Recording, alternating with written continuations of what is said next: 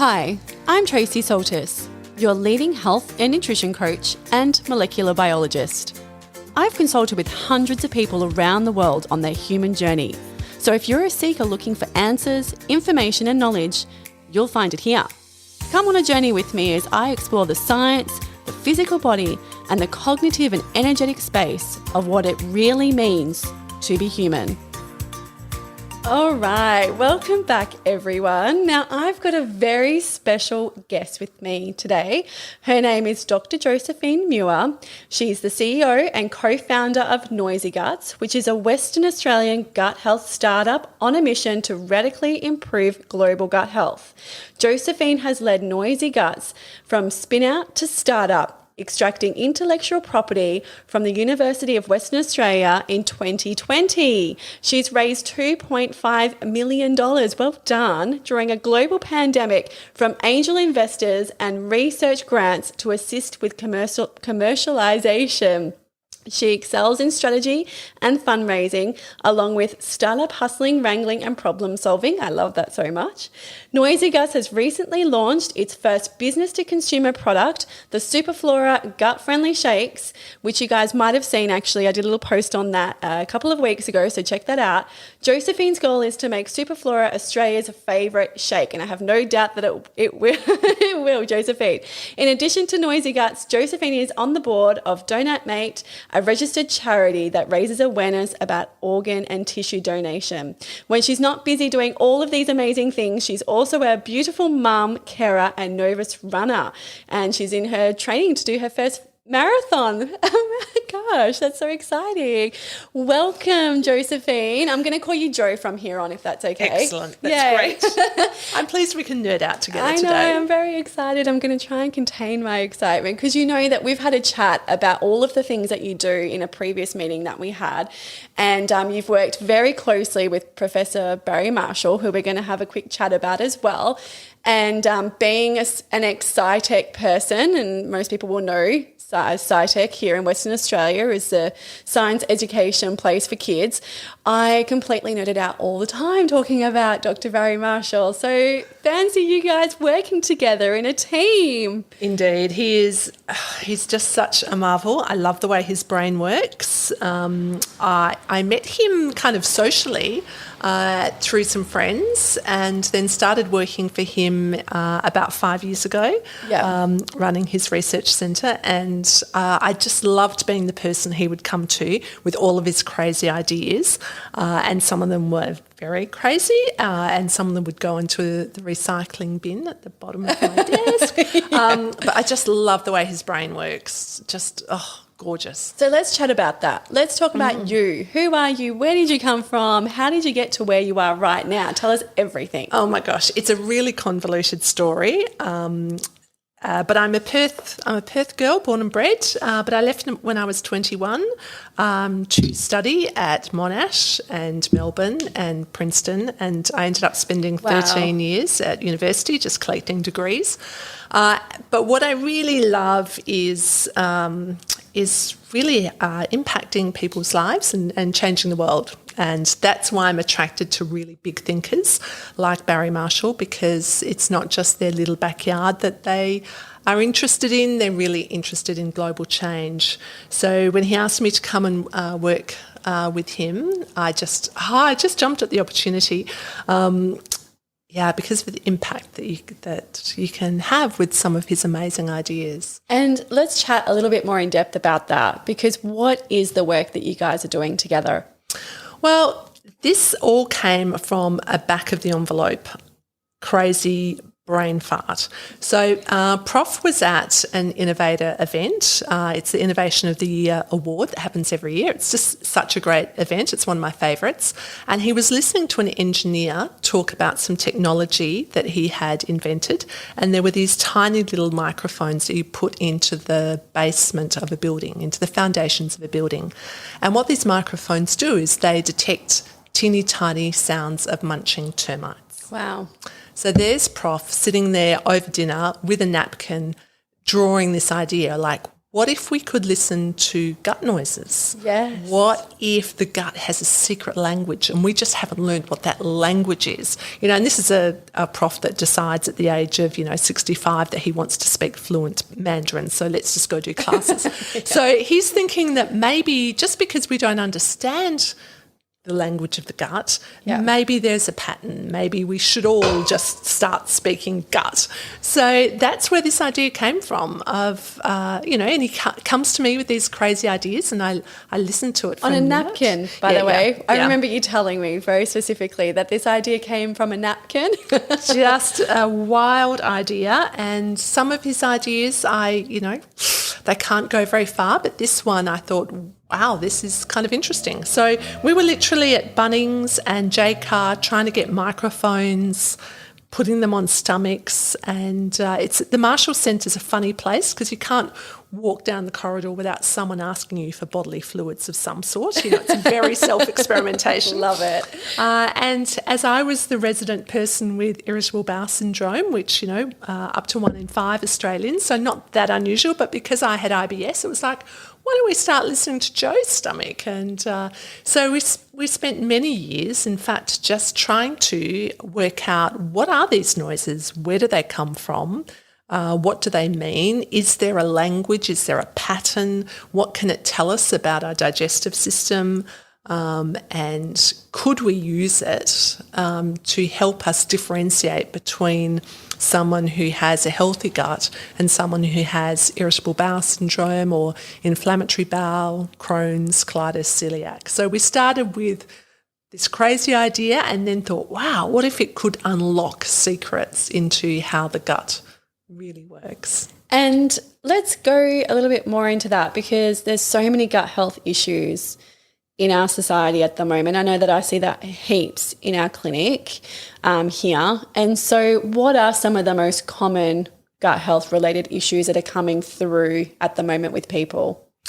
So Prof obviously has a clinic for Helicobacter. Yeah. However, what we've found over the last 10, 15 years is that most of the clients, patients he will see have antibiotic-resistant Helicobacter. So they may have failed therapy 2, 3, 4 times. Yeah, wow. So getting really complicated treatment pathways where we're having to actually not use any of the modern-day antibiotics, but try and think really creatively about how we can solve this issue for them.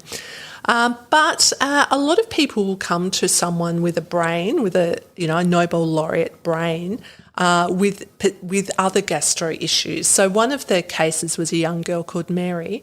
She was only 9 years old at the time, and we assumed and thought that she had irritable bowel syndrome, but she kept on getting fobbed off by doctors because there wasn't a positive diagnostic test. No one wanted to do a colonoscopy on such a young girl, and so everyone kind of put it down to Sunday-itis and school refusal, and she'll just get over it. Yeah. And it was really hard to take her symptoms seriously. So that's when we started really thinking about irritable bowel syndrome because it is so common. It's 11% of the world's population who have this condition. So that's when we really started thinking about, could there be a way of positively diagnosing IBS rather than this process of exclusion? It's a lot though. Yeah. Like 11% of the world's population has a form of IBS. Yeah. That's phenomenal. I didn't even know that stat was so high. I mean, wow. Do you think it's getting worse? I'm not sure it's getting worse, although what we've found over the years of researching this is that certainly more women present to their doctors. However, I think a lot of this is because men aren't really comfortable talking about their bowel health. And they're more likely to send in a female partner to a pharmacist and say, have you got something for my partner? Because, you know. So I think part of it's just getting more comfortable with talking about bowel health. And we're going to talk about that because I'm very excited. You've got a Yay. platter of chocolate in front of me, which is a representation of poo. So we're going to get to that. And we've done a little video on that as well. So that'll be up on the website and on Insta, so you guys can check that out. Jo has very kindly brought in an arrangement of chocolates here, all representing the different forms of poo on the Bristol stool chart. So we're going to get to that. But I did just want to skip back and highlight that when we're talking about Professor Barry Marshall, we're talking about a Western Australian professor who won a Nobel Prize for the discovery of Helicobacter pylori. I love saying that, by the way. Helicobacter pylori, which is the cause of stomach ulcers. So someone who is clearly very well respected in his industry. He knows what he's talking about. Anyone that goes to him when they're having these sort of stomach issues, they know that they're going to someone who's worked in this area for a very long time. I actually had an infection myself of Helicobacter pylori when I was in my 20s. I was very lucky in that the regimen of medications I was put on actually fixed the infection. Phew. Yeah, I know, right? But the next step after the last one that I did, they did say, we're going to send you to Barry Marshall because, we don't know if this is actually going to work or not, and he'll have to do a range of tests. So we're definitely talking in a realm with you guys and being in his team and part of his team. You're very well experienced and very well knowledged in this field. And so I would love to know a little bit more about what are some of the other gut health issues that we've got coming through at the moment, because there's a lot of misinformation out there about different types of gut health issues. And when people get upset tummy, it's like, oh, it's a gut health issue. It's a gut health. It kind of gets thrown around quite significantly, right? Yeah, yep. And so I'd love to know from your professional experience, not just IBS, but are there any other things that are going around as well?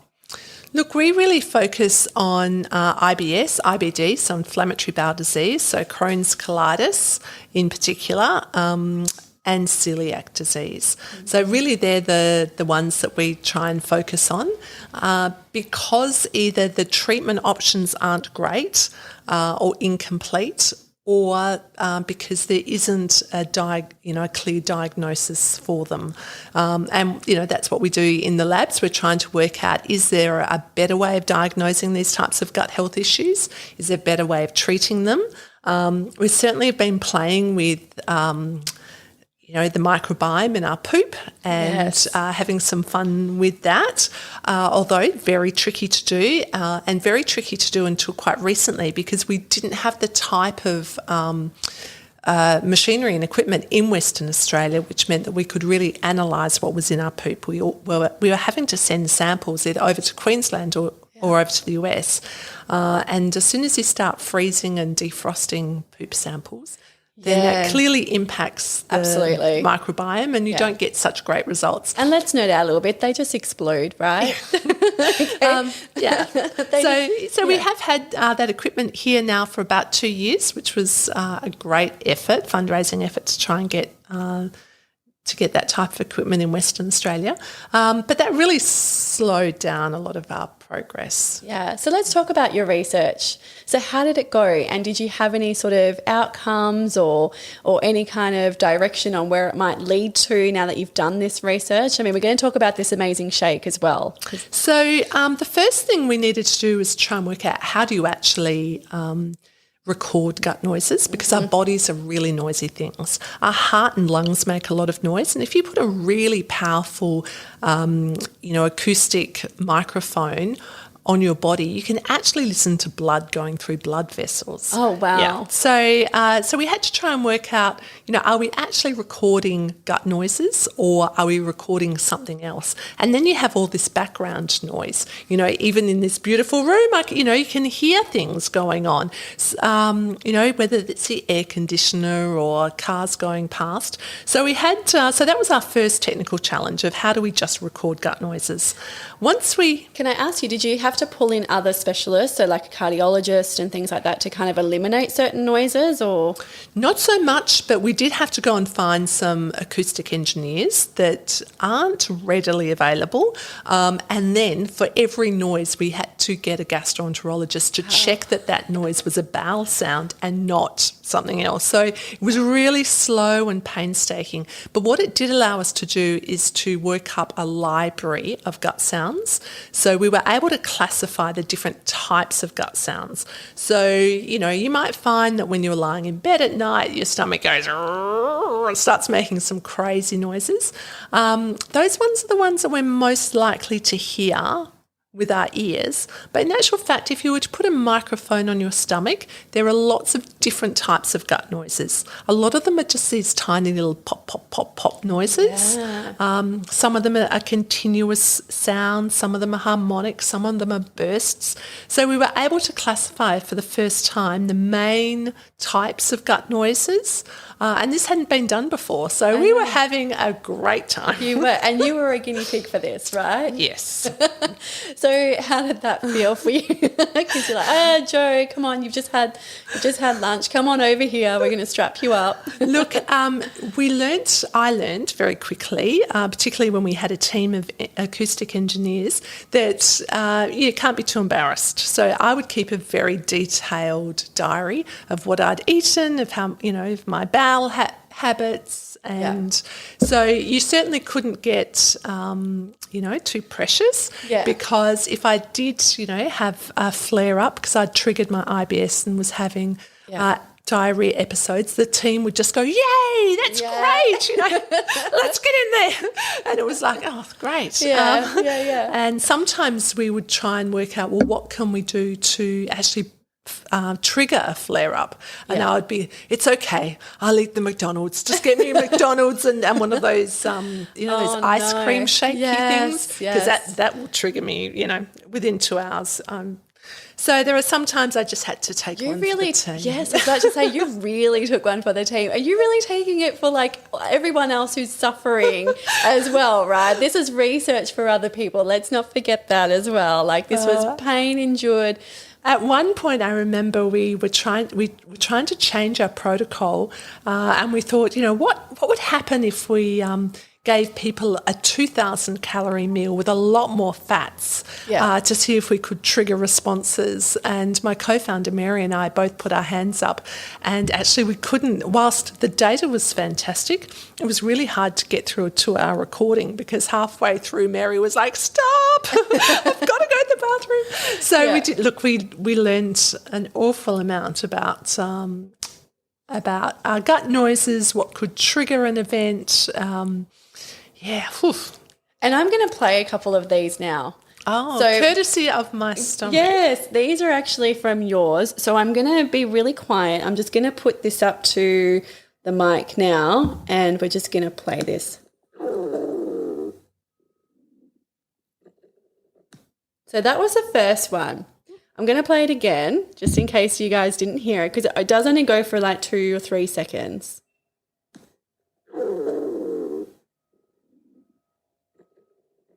Now, what did you eat there? Do you remember? No idea. But if you can imagine this, we have about 7 to 9 metres of digestive tract from woe to go, and there's not a lot of space for 7 to 9 metres of small intestinal tubes. So we have a lot of gas, foods, liquids, all going around really tight little corners. And it's actually some valves in between the small intestines and the large, which is the noisiest, as food kind of goes through this valve and often makes big noises like that. So this is the contraction of the bowel muscle, these vibrations which are making these noises. And it can really, everyone's gut does make noise. And what we found was that there's this, we call it the migrating motor complex. It's like the gut's housekeeping system. It happens every 90 minutes. And so there's a lot of noise that is just related, very normal noise that's related to this 90-minute cycle.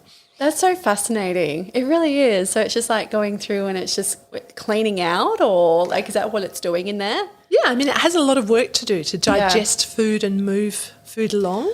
I want to ask you, because I had this conversation literally with my husband last night. Now I'm going to confess that we went to a buffet last night and I didn't sleep very well at all because I just ate too much food. usually very conscious, obviously. I'm quite healthy. I'm very careful with what I eat. But when I go to a buffet, I kind of just like let the rules kind of slide and I just shove everything in there because why not?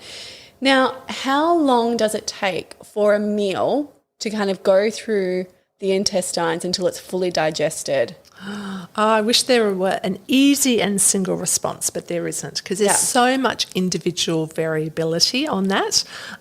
So we still rely on something called the transit test, and the best way of doing that is just with corn. So if you eat corn kernels today and see how long that takes to come out the other end.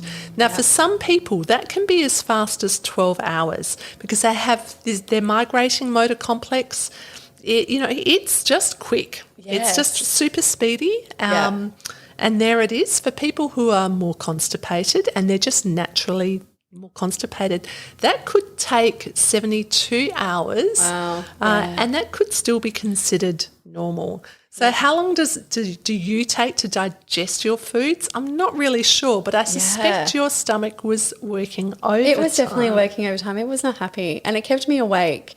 So I'm really, like when I have my clients in here, I'm very conscious of saying to them, don't eat too late in the evening because we don't want to keep the digestive system up working overtime. The body needs to actually shut down and do all the other things. But of course, I had this thing happened last night. I was like, I have to talk to you about this because that's what happened. And I'm sure a lot of people do suffer with that because if you've got some gut health issues, 72 hours of excruciating discomfort is not pleasurable by any means. And sometimes it's a good indicator though. So when people say, I ate something last night and I immediately had a response, if you're having that response within half an hour, then that's obviously something happening quite high up in the stomach versus if the response is taking 3 to 4 hours, then that food is going much further down. So maybe it could be FODMAP related or maybe it's something further down in the lower bowel. So sometimes when you're getting a reaction to food, could be an indication of, well, what's causing this? Is it high up? Is it an upper gastro related or is it lower down? Yeah. Okay. I'm going to play another sound. Okay. Because we've got one more here and I really want to play this. So, all right.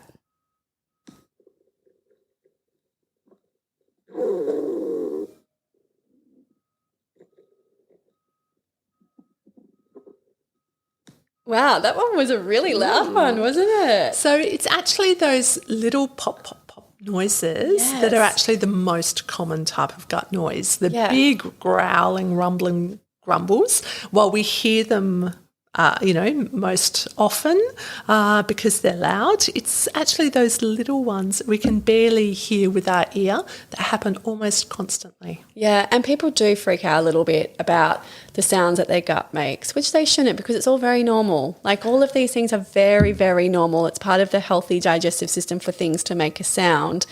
And so I'm guessing that, you have experience with that as well, people kind of getting a little bit self-conscious in the sound department.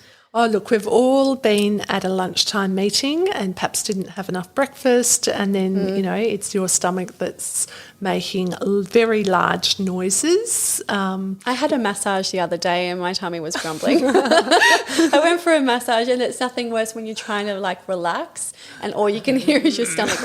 You're like, but it's sending us some good messages. Were you hungry at the time or had you eaten something before your massage? Or what typically happens is a lot of people eat a lot of air when they eat. Yes. So they actually swallow a lot of air, maybe because they're eating on the run or they're eating with their mouth open. So, and often that trapped air actually produces a lot of these really lovely sounds. Yeah, I love that. Right. So on that note, let's get to poo because this is a very taboo topic. Not really, but it is, right? Everyone kind of struggles to talk about their poo. But the thing about poo is it's such a great indicator to where our digestive system is and how it's operating and if it's functioning really well, if it's healthy, if it's kind of all moving the way that it needs to. So I love that you've brought a demonstration here. And like I said, we're going to put a photo up of this later for everybody to check out. But you've gone with the Bristol stool chart, which is something that's very well known and is very well used around the world to kind of indicate what your poo should look like and which ones are healthy and which ones we need to take note of. So can you talk us through a little bit of what you've got here? I'm going to try not to eat the chocolate. So my family think I'm very weird because they thought I was putting a lovely chocolate platter together. It's okay, Jo. We're all I'm a nerd too. So I just love this. This is such a great representation. And so please explain, what is this all about? So up until 1997, we didn't really have a standardised way of talking about poop. So this was our hospital in Bristol's attempt to standardise the language we use in terms of consistency and texture of poop. So the Bristol Stool Index starts with very small stone-like pebbles, which are quite separate, so really constipated, and goes down to a liquid, pure liquid, which diarrhea at the other end, and all of the different phases in between. Ultimately, what we're looking for is a log-style poop, which is mostly in one piece, which has quite a smooth covering that's very easy to pass. There's no blood, there's no straining, there's no manual manipulation involved. You feel, fully evacuated afterwards, and really it's something that should just naturally just happen and you get on with your day. But for many people with IBS, having it's number 4. It's kind of halfway in the middle of this stool index. That's a bit of a dream. Yeah. That's amazing. That is true. And I think that when it comes to poo, a lot of people strain or they feel like they need to push poos out. Would you agree with that? Absolutely. And that's a good indicator in itself in that when we do go to the toilet, and I know this is a little bit of toilet talk here, but it's really important for people to understand that breathing into the body is really crucial and not putting stress, because we can actually do some damage to those lower muscles if we're pushing against our intestines and our PC muscles and all of those sorts of things. So what are some of the things, these are beautiful coloured chocolate poos as well. So what are some of the things we should be taking notice of if it doesn't look right? So colour, those sorts of things. So colour is one. I wouldn't put a colour chart on the toilet door, but obviously if there's an infection, you'll know because the colour will definitely change, often to a more of a yellow-based brown or to green. So definitely look out for a change in colour. So that would be the main one with colour. Although it can be indicative of what we're eating too, right? Yes. I've had my family, my husband is Ukrainian, so there's a lot of beetroot soup on the menu at times, and so your poos can come through purple. Yeah. And if you're not aware of that, you can go, oh my God, what's wrong with my poos? It's purple. Yeah. But we have to take into consideration what we're eating, or if we're eating a high plant-based diet and we're eating lots of greens, we're probably going to have a bit more of a greeny poo. So we shouldn't freak out too much, right? No, and blue spirulina as well, that can do amazing things for your poop in terms of your poop colour. So yes, definitely look out for some, beetroot-inspired poop, if you've been eating some of that lately. So colour is one, consistency is the big one, so whether or not it's hard or soft and how easy it is to pass. And the other one is blood. So if there are specks of blood and there's blood on the toilet paper, then this is probably an indication of some sort of hemorrhoids. It can be internal or external. But if you do see blood, this isn't a great sign, and having a chat with your GP is warranted. Yeah, definitely. I know that sometimes when people get constipated and they're pushing poos out, they can actually cause very small tears in the outside of the anus, and so that can lead to some bleeding. So probably don't fully freak out, take a breath, go see your GP, just double check that everything's in order and the way it's supposed to be before you have a full freak out. So I know that some people do struggle with that. And what are some of the causes behind constipation and diarrhea just from day-to-day life? What are people not getting if they're constipated? Look, if you're kind of in that constipation, so you either have little pebbles or your poo, it looks like a collection of pebbles stuck together, or even if you've got a picnic-style chocolate log, which is maybe a log but kind of bits chunked together, but it looks really lumpy and can still be a bit hard, then I would say just go and start with some water. So just go and start with water and hydrate and see if that will help. Moving on from that, it's really looking at the type of fibre you're having. So all fibre isn't equal. So it's not just increasing your fibre, but perhaps having a look at a better balance between soluble and insoluble fibre, some low fermentable fibres, the viscosity of your fibre. So there's lots of different types of fibres that could help. And let's chat about insoluble and soluble so that people can understand what the difference is. So if you think about some soluble, anything that's soluble will dissolve in water. So in a bit of the same way. So fibres react and digest differently based on their solubility. So it could be that the inside of and the way you cook a carrot has a lot of soluble fibre, but it's often the skins that have more insoluble fibre. So it could be that which people are reacting to. So we're looking for types of fibre that are easily digestible. So maybe even some psyllium husk, or some soaked chia seeds could also help with that if you're on the more constipated side of the Bristol. Yes, and with the chia seeds, we really need to grind them up as well, right? Because I have heard that chia seeds do tend to pass through the intestines whole. It is hard for people to kind of break that down. Is that right? Yeah, so absolutely soaking them. And I was making some muesli the other day and I accidentally kind of put a few too many chia seeds in because I don't mind a little bit of crunch on my muesli.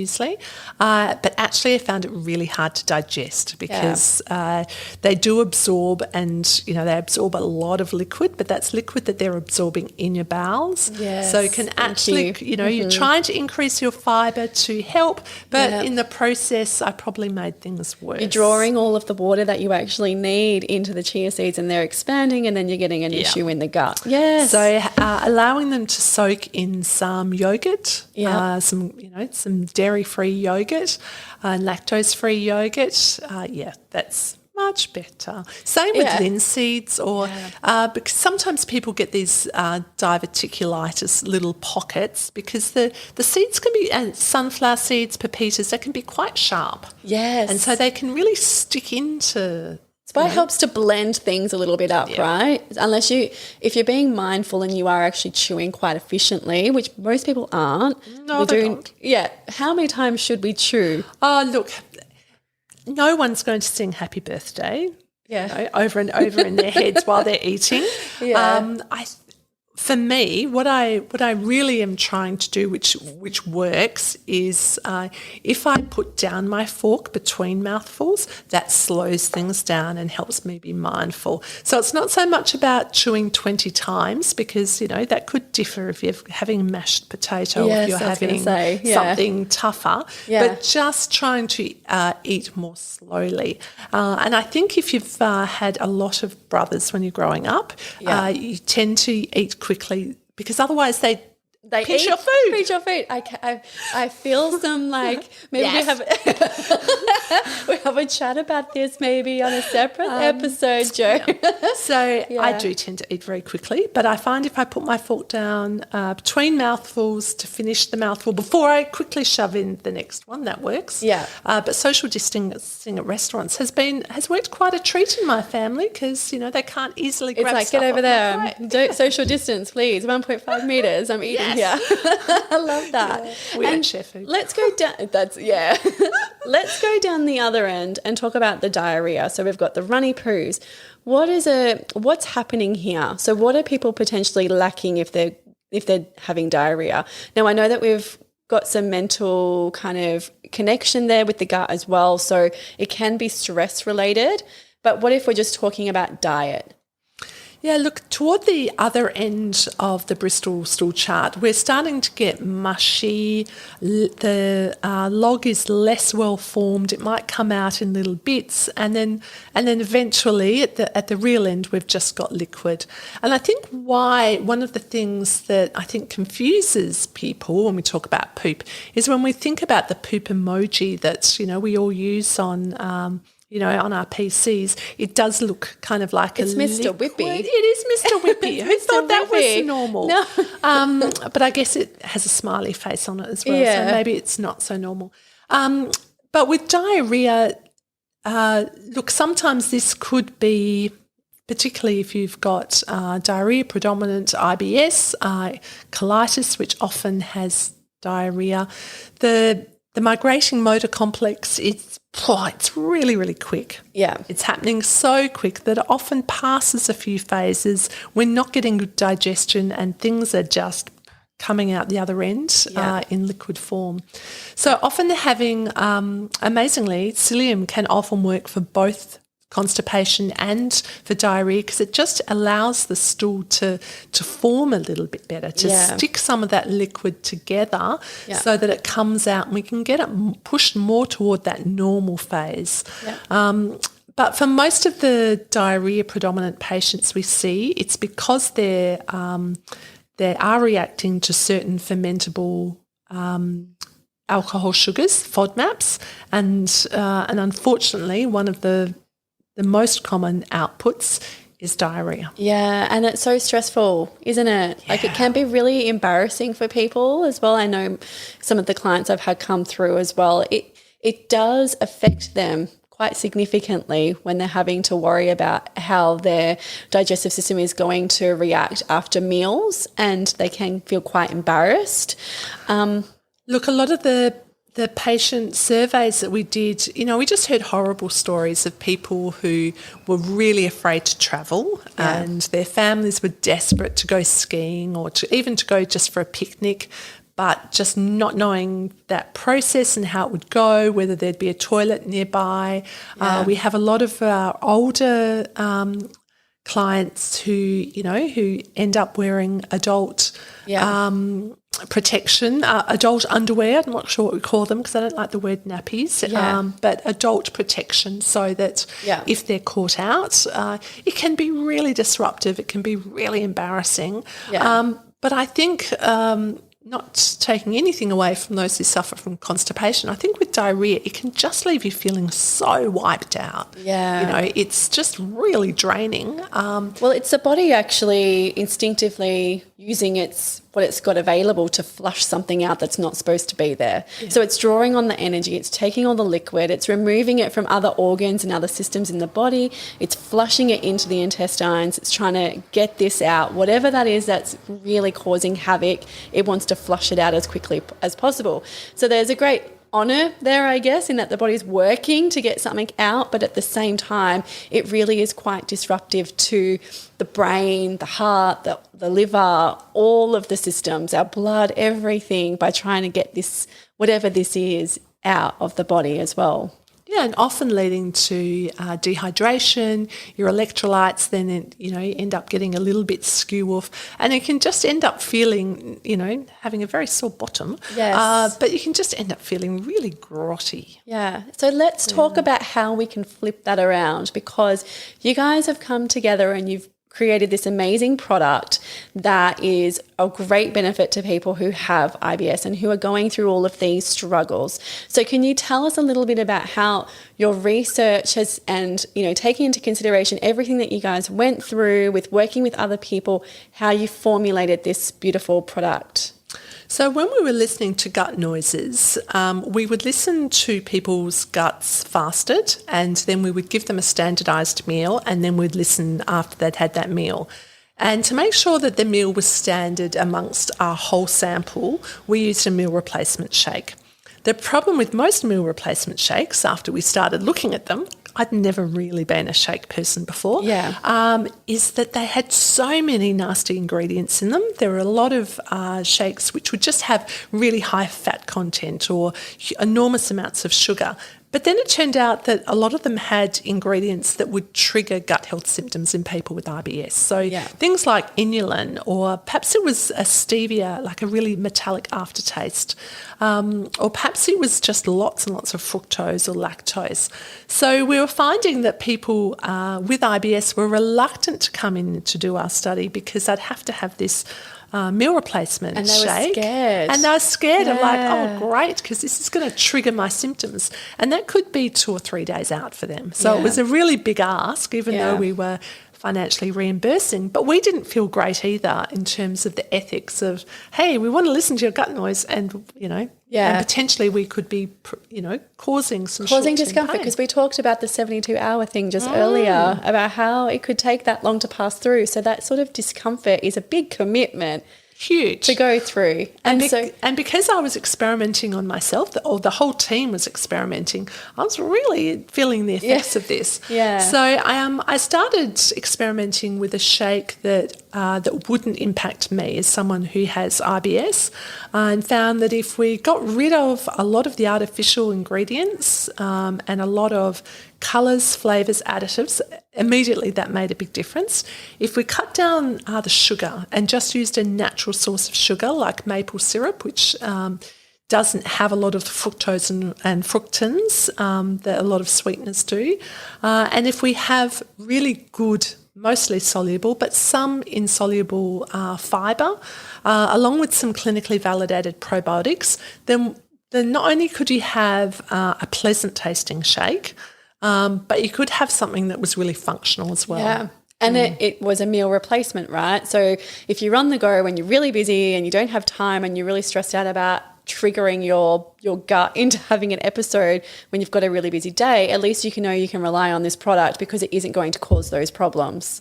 So even though we work at QE2, which is one of the major public hospitals in Perth, I was finding I can't just get lunch. I can't just go buy lunch. Everything has onion and garlic in it. And when you're on a low FODMAP diet, there are not many choices. I may not have time to walk 4 blocks where I know I can get, some plain rice and, And it gets boring. Let's face it, it does. It's really hard for people who are on FODMAP, even if it's just a temporary a temporary situation where they're trying to really pinpoint what it is that's actually affecting their digestive system. It is very difficult to go out with friends, to make anything with anything that's in a packet, jar, tin, anything, because it always has, that garlic, the onion, all of those sorts of just very basic ingredients that just trigger this very uncomfortable episode. So having something in my handbag where I know that I'm not going to starve if I'm out at an all-day conference, it's okay. I know they're going to have beautiful food, but it's not going to be safe for me. So knowing that I always had a gut-safe meal in my handbag was a great relief. And I wasn't sure that I knew that IBS people would be interested. I didn't know that there would be a broader market. But I noticed that my husband was having a shake for lunch. It just helps him stop snacking throughout the afternoon. But I really had to push him to look at the ingredients. And he really was quite shocked when he actually worked out what was in them and was a little confused about why he had to take a Metamucil along with the shake. Yes, but that is the thing though. I think that people don't, and it's no one's fault, it's just that they do go for easy things or something that comes from a reputable brand, or they think, it's, there's a celebrity behind it, or there's a chef behind it, or there's something here.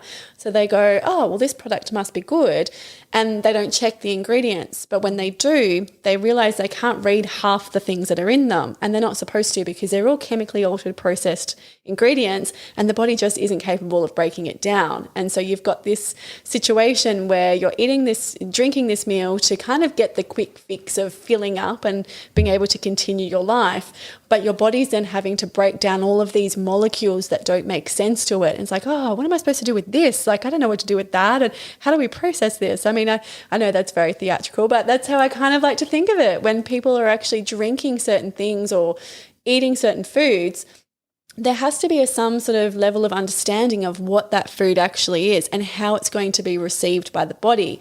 Is it something that the body actually is aware of and knows how to digest, or is it something that's very foreign to it and it's going to have to change the chemistry of it to actually make it usable? Does that make sense? Yeah, and I think this came up in your podcast recently about supplements, yeah? Yeah. So it's, can the body easily digest this supplement? Thanks for listening, by the way. Oh, I'm really pleasure. shocked. Wow, thanks. But I think it's a really good point. Yeah. Like, does our body recognise this food? Is it easily digestible?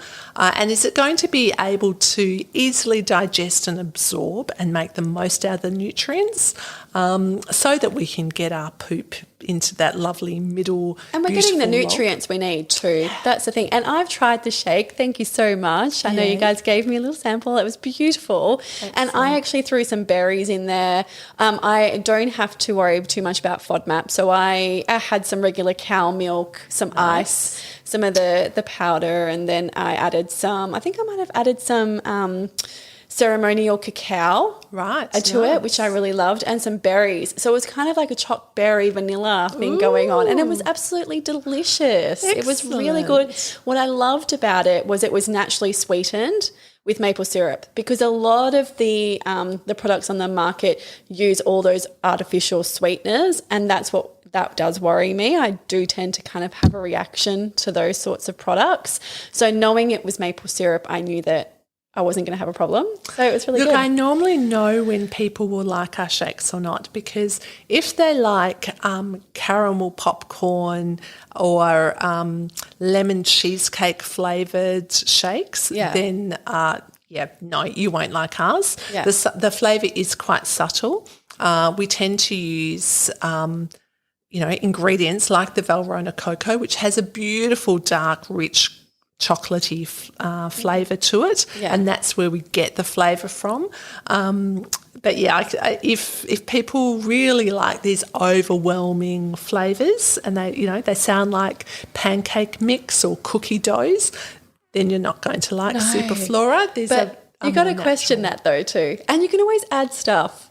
This is the thing, is that you can take a basic meal replacement and use it as a base, and then add into it some different things that you want depending on what mood you're in, because we don't want to all be drinking the same thing every single day, right? So you can have berries one day, you could add a bit of chocolate, the cacao the next day. It can get a bit boring. But so you can add stuff in. A bit of frozen banana. Yeah, that's my favourite. Yeah. And I've been experimenting with some protein balls at the moment. Yes, thank you. And you kindly brought some in. I feel so spoiled. Last time I saw you, I got a whole tub of your beautiful meal shake. And then this time you brought chocolate, obviously, poo chocolate, which I love it. And protein balls, thank you. Because that's the other thing too, is that sometimes we have to think outside the box on how we can use products in a few different ways rather than just having them the one way. Yeah, and most people don't get the amount of fibre that they need per day, and that number is conservatively somewhere between 25 and 35 grams a day. Yeah. So you are looking per meal, you really need that figure to be around 7 to 10 grams per meal, and maybe that's easy for some people who like some kiwi fruit on their muesli in the mornings, and that will give you, lots of fibre. But for other people who perhaps not so big on breakfast, it's harder to find that fibre. Do you know what's so good? You can cook with yours though. Yeah. This is one of the things that I actually stood out to me when we were having our initial chat, was that the bacteria is actually able to survive in heat, which is something that we don't come across very often, is that bacteria can survive through temperatures in the oven.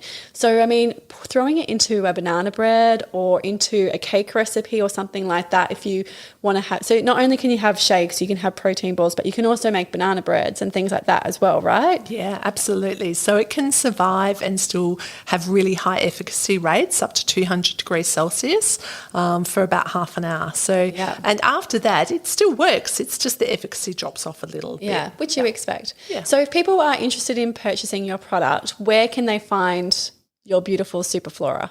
So we sell mostly online on our shake shop at noisyguts.com, and we've just started with some stockists around Perth, and we are hoping some big news perhaps next time we talk for a national distributor. Oh, so my God, that's so exciting. Yay. Well done, you guys, because it's, what I love, and I just had a little bit of an energetic wave then, was the fact that you guys are local you're scientists, you formulated this beautiful product to help people. It's local, people have access to it, and I just love that. So well done, because it's just such a beautiful contribution and service to the community, and I just love that. Look, we really hope so, and that's what gives us the big warm feels. But it can also be really daunting as well. It's such a competitive market, and everyone seems to say these days, oh, it's science-based. And I think, everyone in our team has a PhD. When we talk science, we're talking real stuff, not because someone Googled it. Yes. But it can be really frustrating because there's a new protein powder on the internet every day. Yeah. And I think one of the things I love about what Mary and I do is we don't try and oversell. We don't have a cure. For IBS.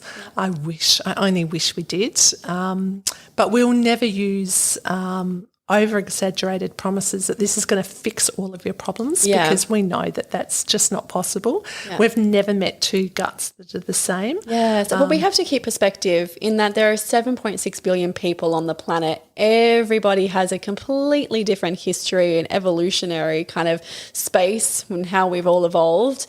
And so no one's guts are the same. And it is a process of elimination for the majority of situations, is that there's so many factors at play. So and our microbiome is more individual than our fingerprints. Yes. So even when you have identical twins, the microbiome is different. Isn't that fascinating? Oh, that's so cool. So cool. Like, imagine that. Imagine if we were all walking around going, what's your gut microbiome? What's your gut microbiome? What's yours? What's yours? Anyway, I'm just nerding out again. I think I've been pretty good, actually. I haven't nerded too much. But, oh my gosh, we're at 50 minutes. Can you believe it? That just went so fast. Is there anything else that you wanted to add before we wrap up? I don't think so. Although what we didn't say when we're talking about poop is that the federal government does have a fabulous plan once you become someone of a certain age, which you are not, but once you become a certain age, you're going to get this little package in the mail, and the first thing you'll do is you'll hide that underneath the couch, or it goes into the family's junk drawer, and we know we've all got one of those in the kitchen. And that's okay. But once you've actually done it once, it's really not a big deal. It's a great initiative. It's a great initiative. It's going to pick up on any sort of bowel issues, right? So let's get to it. Once you turn 50, they send out this bowel cancer kind of, you send your poop in, don't you? Yep. So you just poop in the little packet, you send it off, and it tells you how you're going. It tells you how your digestive system's going, if it's, anything there that needs to be of concern. And if it is, great, take action on that. It's a really great initiative. It's free. It's free. And I think one of the things that's done in my household and in some households that I know is it just normalises that conversation about poop, because you may not have looked at your poop for a while.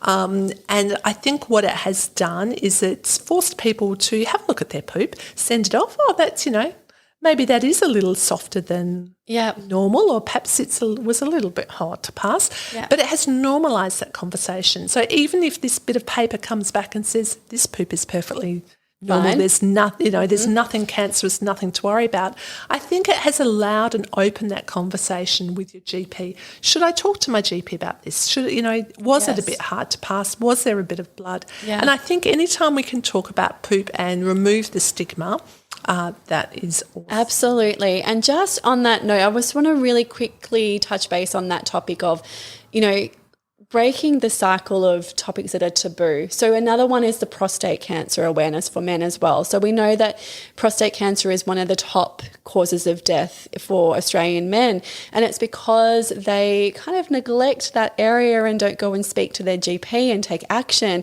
It's such an easy thing now too, where there's actually a blood test. You don't even have to have any sort of physical examination anymore. It's actually quite simple. So, it's something to be aware of and start those conversations and those talks, because it's all very normal. It keeps you alive, hopefully for longer, which means you're here for your family and your friends for a much longer time, and they love you and they want you here as long as possible. So if you get that bowel cancer in the mail, the tester in the mail, don't waste your time putting it in the cupboard. Just go and do it. It's so easy. It could save you from having to go through a more invasive colonoscopy, which is not pleasant. Yeah. So if you do get into the habit, perhaps of doing this test once a year, once every 2 years, you may find that you can reduce the number of unnecessary colonoscopies that you have, which can be great for your own system, but great to remove the number of colonoscopies from hospital systems at the moment as well. Yay. Thank you so much for coming in and chatting with me. I hope you'll come back. I hope so too. I've had such a good time. Oh, yay. I'm so glad. And if you want to touch base with Dr. Jo, you can reach her at her noisyguts.com website. If you're interested in their products as well, check them out. And until next time, don't forget to share this with your family and friends, especially this episode, people, because it's so informative and so crucial that we get the information out to them. So if you've got someone in your family who needs this information, make sure that you're passing it on and getting them to have a listen and starting that conversation and that communication, keeping those lines open. And if you're really loving it, don't forget to leave a 5-star review, because this is how we get the information out there even more. So until next time, stay safe and go and buy a Superflora shake. Okay. Excellent. See you guys.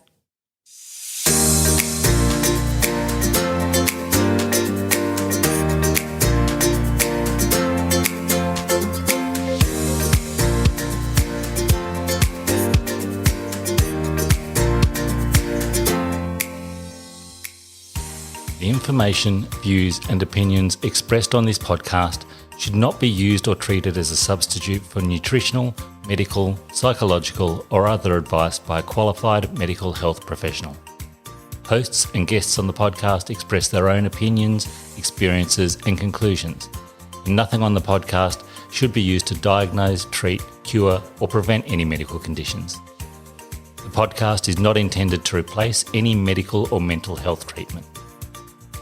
All information and advice provided is for general well-being and does not take individual cases into consideration. Neither Tracy Saltis, guests on the podcast, or any sponsors endorse the opinions, views or conclusions expressed or shared on the podcast. Tracy Saltis takes no responsibility for any symptoms or consequences as a direct or indirect result of this podcast.